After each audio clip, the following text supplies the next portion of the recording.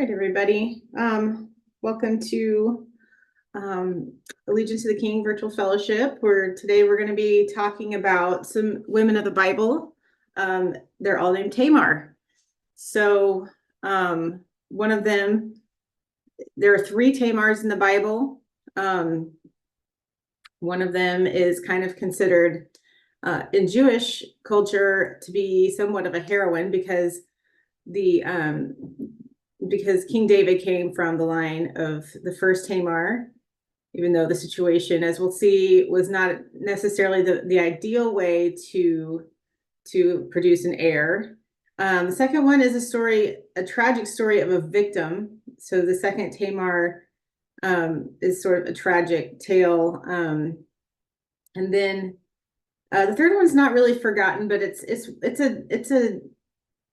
she's a person that's not really, we don't know much about it, but she wasn't a main character in the Bible. All we know is that she is actually named after the second Tamar. So we know that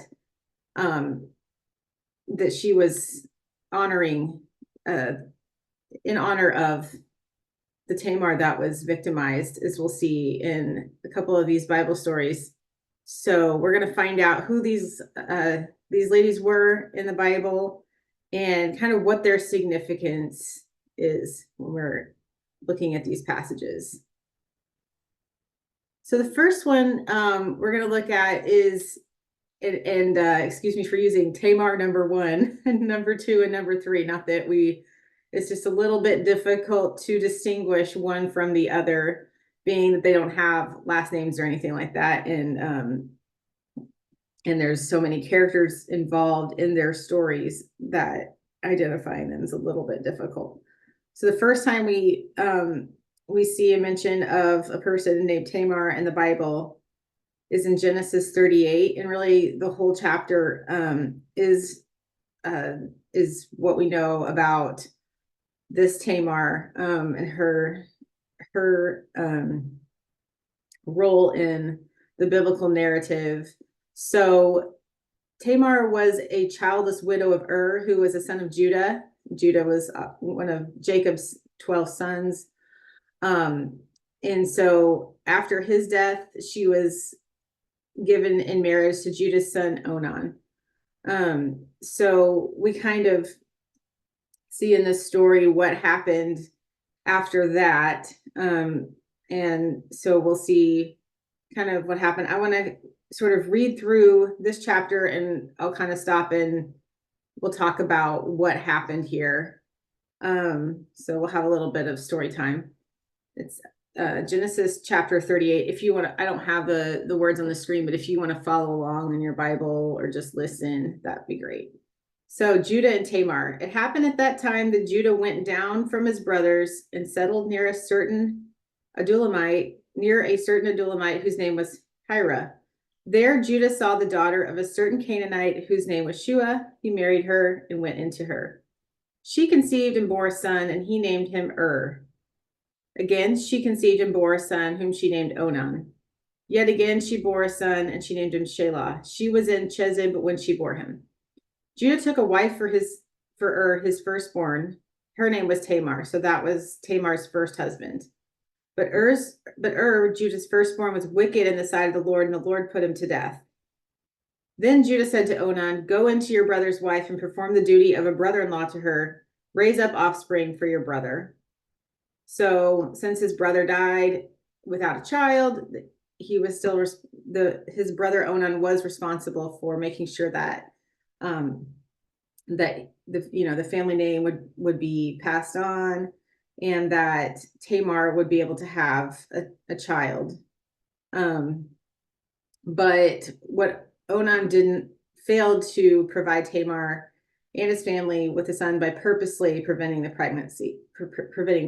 We see what happened here. It says, "But since Onan knew that the offspring would not be his, he spilled his semen on the ground whenever he went into his brother's wife, so that he would not give offspring to his brother." So he purposely tried to not give Tamar a child. So that was pretty bad. We know that the importance of of having a child in this culture. So what he did was displeasing in the sight of the Lord, and he put him to death also. So that was considered very sinful for him to do that. So then Judah said to his daughter-in-law Tamar, "Remain a widow in your father's house until my son Shelah grows up," for he feared that he too would die like his brothers. So Tamar went to live in her father's house. So he didn't really he didn't find a suitable husband to give Tamar a child. And so we see later in this story kind of what happens. Tamar kind of takes matters into her own hands. So it says, in course of time, the wife of Judah, Shua's daughter, died. When Judah's time of mourning was over, he went up to Timnah to his sheep shearers, and he and his friend Hira the Adullamite. When Tamar was told, "Your father-in-law is going up to Timnah to shear his sheep," she put off her widow's garments, put on a veil, wrapped herself up, and sat down at the entrance to Enaim, which is on the road to Timnah. She saw that Shelah was grown up, yet she had not been given to him in marriage. So we see that Judah didn't keep his promise that Shelah would be able to be provided to her as a husband. So he really didn't do his job as a father-in-law according to the marriage customs of the time. That's what he was supposed to do. So this next part of the narrative is going to seem super bizarre to us, and like, why would you do this? That's gross, that you would do this, and deceptive and all that. But you have to think of how desperate Tamar would have been, and she felt like, okay, no one else is going to take the responsibility for making sure that I have a son to as an heir and as someone that will take care of me in my old age. So she decides to do something about it. So she put on her veil. She had gone out and kind of posed as a prostitute. So it says, when Judah saw her, he thought her to be a prostitute, for she had covered her face. He went over to her at the roadside and said, "Come, let me come into you," for he did not know that she was his daughter-in-law. She said, "What will you give me that you may come into me?" He answered, "I will send you a kid from the flock." And she said, "Only if you give me a pledge until you send it." He said, "What pledge shall I give you?" She replied, "Your signet and your cord and the staff that is in your hand." So he gave them to her, and he went into her, and she conceived by him. Then she got up and went away, and taking off her veil, she put on the garments of her widowhood. So when Judah sent the kid by his friend the Adullamite to recover the pledge from the woman, he could not find her. He asked the townspeople, "Where is the temple prostitute that was at Enaim by the wayside?" But they said, no prostitute has been here. So he returned to Judah and said, "I have not found her." Moreover, the townspeople said, "No prostitute has been here." Judah replied, "Let her keep the things as her own, otherwise we will be laughed at. You see, I sent this kid and you could not find her." About 3 months later, Judah was told, "Your daughter-in-law Tamar has played the whore. Moreover, she is pregnant as a result of whoredom." And Judah said, "Bring her out and let her be burned." And as she was being brought out, she sent word to her father-in-law, "It was the owner of these who made me pregnant." And she said, "Take note, please, whose these are, the signet and the cord and the staff." Then Judah acknowledged them and said, "She is more in the right than I, since I did not give her to my son Shelah." And he did not lie with her again. So we see that this entire scheme, he was not going to take, she kind of took advantage of that. He was, kind of a sinful person, and she used his lustful desires to trick him into getting her pregnant. So, and then he finally acknowledged, well, he said this was an evil thing you did, but then again, he participated in this and made her be in the position to be desperate for a child. So he realized that it was his, once he realized it was his child, then, he kind of decided not to do that, not to have her burned. And then it says, when the time of her delivery came, there were twins in her womb. While she was in labor, one put out a hand, and the midwife took and bound on his hand a crimson thread, saying, This one came out first. But just then he drew back his hand, and out came his brother, and she said, what a breach you have made for yourself. Therefore he was named Perez. Afterward, his brother came out with a crimson thread on his hand, and he was named Zerah.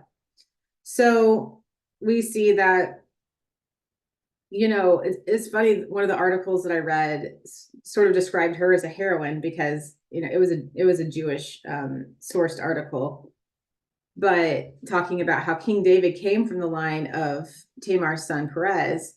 And so, and also we know as Christians that Perez was in the line of David, and the line of David, Jesus was from the house of David as well. So we can kind of think of this story as being, a super bizarre way, and definitely not a sin-free, morally upright way to pass on the family legacy. But nevertheless, we can see this as a way that they were able to continue the family line.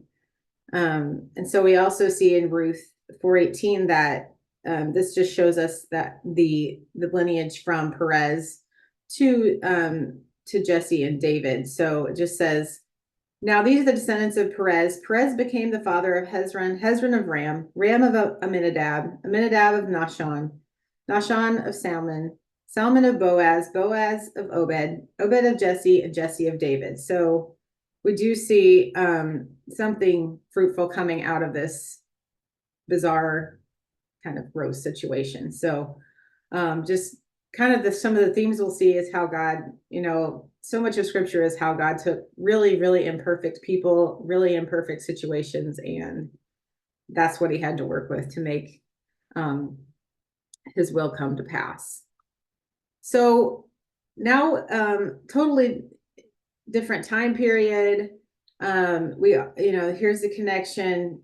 King David, the second Tamar is King David's daughter, and she has several brothers, and there's actually a very long narrative and saga of this family. So much drama. I think Kenny has taught on a lot of King David's family drama, and man, it's a lot. So it would be the most compelling soap opera if they were to do a soap opera of King David's life, and family. But anyway, we hear the story of this Tamar in 2 Samuel chapter 13, and it is kind of a tough story to hear because she really is not protected, and she's a victim of her brother. So just be aware that this is a sad story. And it says in chapter 13 verse 1, we'll start there. It says, some time passed, David's son Absalom had a beautiful sister whose name was Tamar, and David's son Amnon fell in love with her. Amnon was actually her half brother, I believe, and I think Absalom was her full brother. I could have that wrong, but so to us this sounds really weird, but I think sometimes half brothers and sisters were still considered, not too closely related at that time, so it may not have been as weird to them. It's still weird to us, though. It says that Amnon was so tormented that he made himself ill because of his sister Tamar, for she was a virgin, and it seemed impossible to Amnon to do anything to her. But Amnon had a friend whose name was Jonadab, the son of David's brother Shemaiah, and Jonadab was a very crafty man. He said to him, O son of the king, why are you so haggard morning after morning? Will you not tell me? Amnon said to him, I love Tamar, my brother Absalom's sister. Jonadab said to him, lie down on your bed and pretend to be ill. And when your father comes to see you, say to him, let my sister Tamar come and give me something to eat, and prepare the food in my sight so that I may see it and eat it from her hand. So Amnon lay down and pretended to be ill. And when the king came to see him, Amnon said to the king, please let my sister Tamar come and make a couple of cakes in my sight so that I may eat from her hand. Then David sent home to Tamar, saying, go to your brother Amnon's house and prepare food for him. So Tamar went to her brother Amnon's house where he was lying down. She took dough, kneaded it, and made cakes in his sight and baked the cakes. Then she took the pan and set them out before him, but he refused to eat. Amnon said, "Send out everyone from me." So everyone went out from him. Then Amnon said to Tamar, "Bring the food into the chamber so that I may eat from your hand." So Tamar took the cakes she had made and brought them into the chamber to Amnon, her brother. But when she brought them near to him to eat, he took hold of her and said to her, "Come lie with me, my sister." She answered him, "No, my brother. Do not force me, for such a thing is not done in Israel. Do not do anything so vile. As for me, where can I carry my shame?" So she's saying, if you do this to me, it will be shameful for me. It'll probably be hard for her to find someone to marry her. And as for you, you would be as one of the scoundrels in Israel. And so it's also evil for him to do this. Now, therefore, I beg you, speak to the king, for he will not withhold me from you. But he would not listen to her, and being stronger than she, he forced her and lay with her. Then Amnon was seized with a great loathing, very great loathing for her. Indeed, his loathing was even greater than the lust he had felt for her. Amnon said to her, "Get out." But she said to him, "No, my brother, for this wrong in sending me away is greater than the other you did to me." But he would not listen to her. He called the young man who served him and said, "Put this woman out of my presence and bolt the door after her." Now she was wearing a long robe with sleeves, for this is how the virgin daughters of the king were clothed in earlier times. So his servant put her out and bolted the door after her. But Tamar put ashes on her head and tore the long robe that she was wearing. She put her hand on her head and went away, crying aloud as she went. Her brother Absalom said to her, "Has Amnon, your brother, been with you? Be quiet now, my sister. He is your brother. Do not take this to heart." So Tamar remained a desolate woman in her brother Absalom's house. When King David heard all of these things, he became very angry, but he would not punish his son Amnon because he loved him, for he was his firstborn. So here we see that King David's not really enacting justice in the situation. I think that's kind of a really sad part of the story is, he's kind of blinded by his love for his firstborn son that he's done this horrible thing, but he's not going to take action to make this situation just for his daughter. So we see that Absalom kind of takes matters into his own hands. And it says, but Absalom spoke to Amnon, neither good nor bad, for Absalom hated Amnon because he had raped his sister Tamar. So next section, and so the next section we'll see that that he takes vengeance on Absalom takes vengeance on Amnon for this terrible things he did. And we'll note in verse 23 that it says after 2 full years. So 2 full years have gone by and still David has done nothing about it. And so, I mean, he's had some time here to plan, to kind of plot his revenge here. It says, after 2 full years, Absalom had sheep shearers at Baal Hazor, which is near Ephraim, and Absalom invited all the king's sons. Absalom came to the king and said, "Your servant has sheep shearers. Will the king and his servants please go with your servant?" But the king said to Absalom, "No, my son, let us not all go, or else we will be burdensome to you."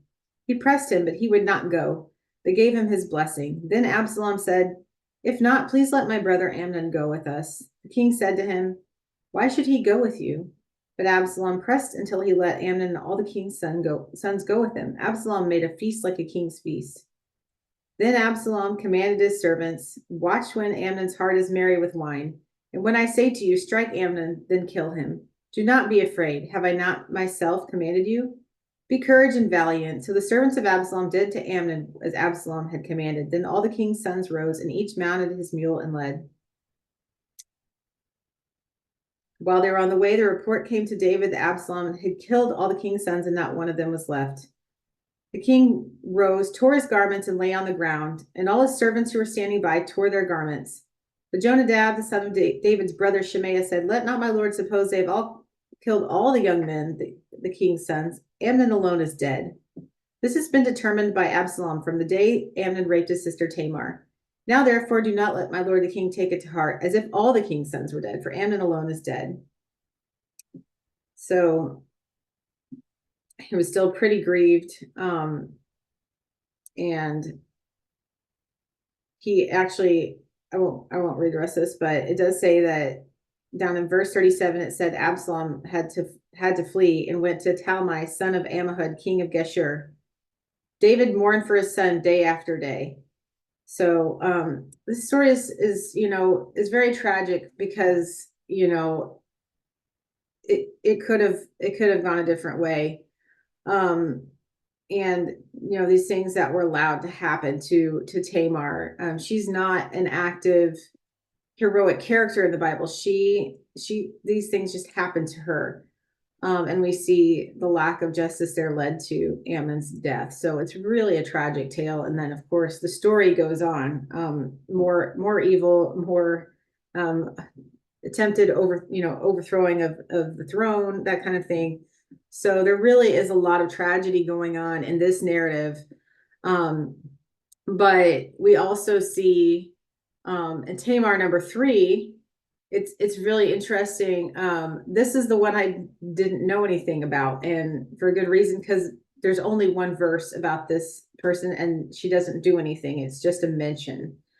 So we don't really know very much about her. But after Absalom had revenge on Amnon, he later returned to Jerusalem, and he has a family. And so in 2 Samuel 14:27, it tells us about Amnon's children. It says, there were born to Absalom 3 sons and 1 daughter, whose name was Tamar. She was a beautiful woman. So we see here that Absalom, really loved and cared about his sister Tamar, and he wants to honor her life by naming his daughter after his sister, and perhaps trying to recreate a situation where he can protect her and love her the way that his sister Tamar should have been, and should have had her innocence protected. So in this way, we kind of see her namesake. It's kind of her name being a reminder of the 2 Tamars that came before her and their stories, and we see a little bit of redemption here, as although Absalom's story gets pretty twisted after this point, but at the same time we see a little bit of a redemption story with him naming his daughter after sister Tamar and honoring her, even though horrible things happened to her. All right, so we see that these three biblical figures can kind of tie together in one family line, the line of David. And we see that these stories are just stories of tragedy, deception, victimization, and we don't really know too much about the third one, but except that she's named after Absalom's sister. And as in a lot of these, as I study these biblical figures and people, a lot of times the major themes we see throughout the Bible is, not that all these people are so great and they did amazing things for God, but a lot of times it's the really awful situations that God brings, turns around, uses. He, like I said, God has what he has to work with. And despite some really sinful and horrible things happening in these stories, God was working to bring about Jesus through this family line. And that's just a major theme throughout the Bible. So I think, that's kind of on the big picture, big scale. God's working throughout the narrative of Scripture, all these different situations and people that are so flawed and difficult to work with, but God still is able to bring Christ through that. But I think one thing we could reflect on, I want to kind of reflect on this as we wrap this up, is how can we allow God to work through our failures and some of the failures of others that we've had to deal with the consequences of, to bring about his will for the world. And how can we even allow him to work through our weaknesses to lead others to Christ in his ways? So in what ways are we allowing God to help grow us, redeem some of our failures in life to bring about good things in the world? So that's all I had to share. Some of those were difficult stories, a little tedious, long Bible readings, but nonetheless, I do think it's interesting to kind of examine some themes throughout, and think about what was the purpose of God putting these people's stories in the Bible, and what's the connection. So Now we can go into a time of discussion if anyone has something to share about their thoughts about what I just shared here.